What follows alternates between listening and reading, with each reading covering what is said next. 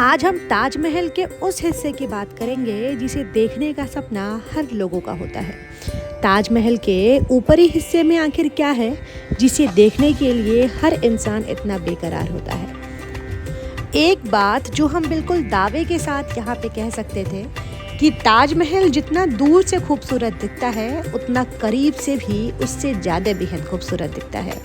जैसे जैसे हम ताजमहल की ओर बढ़ रहे थे वैसे वैसे इसकी खूबसूरती अपने सीमा पे चली जा रही थी। एक बात जो बिल्कुल अनजान था वो ये था कि जिस हिस्से को देखने के लिए हम इस ऊपरी सतह पर आए थे वो तो नकली था। ऐसा कहा जाता है कि जो मकबरा इस ऊपरी सतह पर रखा हुआ है वो एक नकली मकबरा है, क्योंकि असली मकबरा ताजमहल के सबसे ऊपरी सतह पर नहीं, सबसे नीचे वाले सतह पर रखा गया है, जिसमें आज भी तालाबंदी की गई है। अब सवाल ये पैदा होता है कि आखिर ये मकबरा किसका है और इसे देखने के लिए लोग इतने बेकरार क्यों हैं। ये मकबरा है शाहजहां और उनकी पत्नी मुमताज का, और इन मकबरों को लेकर ऐसी बहुत सारी कहानियाँ इतिहास में प्रचलित हैं जिसे देखने के लिए यहाँ लोग बिल्कुल बेकरार होते हैं।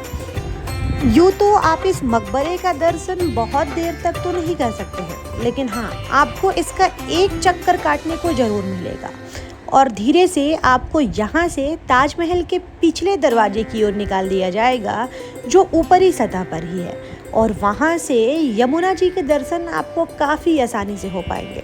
हालांकि यहाँ से निकलते वक्त ताजमहल के ऊपरी सतह में इन मकबरों के अलावा और कुछ भी नहीं था दिखाई दे रही थी, तो यहाँ पे सिर्फ जालीदार नक्काशियाँ जो इस ताजमहल को खूबसूरत बनाने के लिए बनाई गई थी।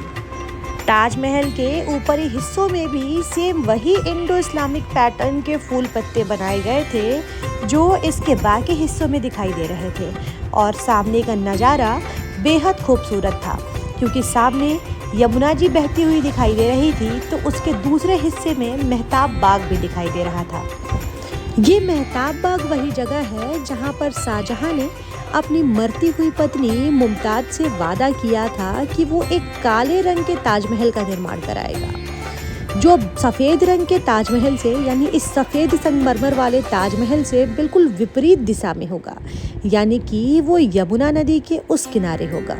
लेकिन उसकी ये तमन्ना पूरी नहीं हो पाई, क्योंकि हम सबको पता है कि शाहजहां को उसके खुद के बेटे औरंगजेब ने घर में ही कैद कर लिया था, और इसका सबसे बड़ा कारण था ये काले रंग का ताजमहल, क्योंकि औरंगजेब जानता था कि इस सफ़ेद ताजमहल को बनाने में जब करीब 60 लाख का उस समय खर्चा आ सकता है, तो मुग़ल खजाने में अब इतना पैसा नहीं बचा था कि वो अब इस काले रंग के ताजमहल की भरपाई भी झेल सके, जिसकी वजह से औरंगजेब ने अपने खुद के पिता को ही घर में बंदी बना लिया था।